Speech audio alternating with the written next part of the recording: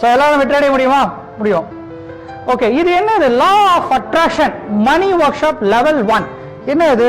எழுதுங்க அந்த பேரு. லா ஆஃப் அட்ராக்ஷன் என்னது? லா எதுக்கு சொல்றோம்? நம்ம எதுக்காக லான்னு சொல்றோம்? லானா என்னது?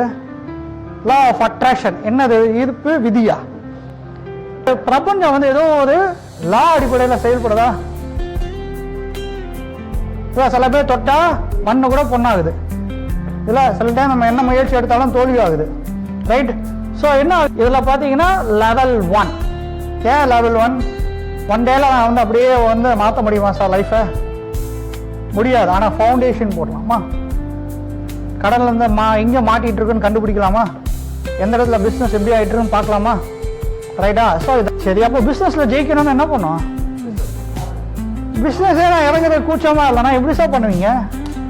பெரிய பிஸ்னஸ்ல வெற்றி அடைய முடியல, இன்னும் தெரிஞ்சுக்காம பிஸ்னஸ் பண்ணேன். அதுதான் நான் பண்ணேன் ஃபர்ஸ்ட். அதுக்கப்புறம் தான் கார்பரேட் உள்ள போகும்போது தான் இப்படியெல்லாம் இருக்கு, இதெல்லாம் இருக்குன்னு நிறைய தெரிஞ்சுக்கிட்டேன், ரைட்டா? கதையோடனே அந்த கத்தியை ஷேர் பண்ணாதான் பிஸ்னஸ் பண்ணும். அப்போ இன்னைக்கு எவ்வளோ மாற்றங்கள் ஆகிட்டு இருக்கு. அதுக்கேற்ற நம்ம புத்தியை ஷேர் பண்ணணுமா வேணாமா?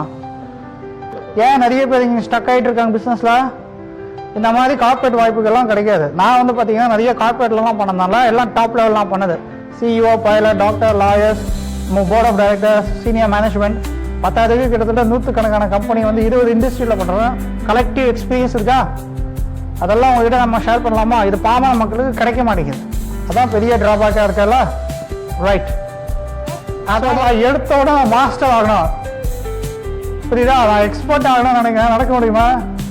எடுத்தோட பர்ஃபெக்ட் ஆக முடியுமா? சரி, யாரும் பர்ஃபெக்ட் கிடையாது. எல்லா இடத்துலையும் நம்ம வந்து ஏதோ ஒரு இடத்துல மிஸ்டேக் பண்ணியிருப்போம், இல்லாட்டி அப்ஸ் அண்ட் டவுன்ஸ் இருக்கும். பட் நம்ம கொஞ்சம் கொஞ்சமாக டியூன் பண்ணிட்டு இருப்போம். ஒரு ஸ்டேட்ல நான் ஆட்டோமேட்டிக்காக பிக்கப் ஆகுமா? அப்சல்யூட்டா. ஓகே, லா ஆஃப் அட்ராக்ஷன் இல்லையா? அட்ராக்ஷன் மட்டும்தான் இருக்கா? ரிப்பல்ஷன் பற்றி யாரும் பேசவே இல்லையே. ஏன் சார் பணம் அட்ராக்ட் பண்ணுறீங்க, ஈர்க்கிறீங்க, பணம் விட்டு போதும், அதை பற்றி யாரும் பேசவே இல்லையா? ஏன்? நான் வாய்ப்பு கொடுக்கறதுக்கு ரெடியாக இருக்கேன், நீங்கள் எடுக்கிறதுக்கு ரெடியாக இருக்கீங்களா? ஐயா அவன் நினைப்பான் சொல்லி இப்படி விட்டு போனவங்க நிறைய பேர். அப்போ யாரு கிளாஸு? யாருக்கு மனத்தடை இருக்கு? அவங்க. ஸோ மனம் இருந்தால் மார்க்கம் உண்டு. 50% ஏன் நிறைய பேர் வெற்றி அடைய முடியலன்னா அவனுக்கு என்ன ப்ராப்ளம் இருக்குன்னு கண்டுபிடிக்க முடியும். எழுதுனாதான் என்ன அலச முடியும், பிரெயின் ஸ்டார்ம் பண்ண முடியும். அது ப்ராப்ளமே. இதுதான் சிஇஓ லெவல் கோச்சிங். இது. ஸோ என்னென்ன ப்ராப்ளம் ஃபேஸ் பண்ணுறோம்? என் டீம் பில்டப் பண்ண முடியல, டைமுக்கு வர மாட்டேங்கிறாங்க, என்கிட்ட வந்து எங்கே நெகட்டிவாக இருக்குது, எனக்கு நெகட்டிவ் பீப்புள் இருக்குது, எந்த இடத்துல நான் வந்து மிஸ்டேக் பண்ணுறேன், சோம்பேறியாக இருக்கா, இல்லை என்னோட ஆட்டிடியூட் சேஞ்ச் பண்ணணுமா? யாருங்க என்னாச்சு? ஏங்க ஒரு சினிமா ஆர்டிஸ்டுக்கு கூட அந்த அளவுக்கு கூட்டம் இல்லைங்க. ஏன் இவங்க இறக்கும் போது அவ்வளோ லட்சக்கணக்கான மக்கள் வந்தாங்க? ஏன் அவ்வளோ வருத்தப்பட்டாங்க? ஏன் பெரிய இஷ்யூ ஆயிடுச்சு? பணம் மட்டும் வாழ்க்கை கிடையாது, ஆனால் பணமும் வேணும். ஆனால் அந்த பணத்தை எடுக்கிறதுக்கு வழி தெரியல.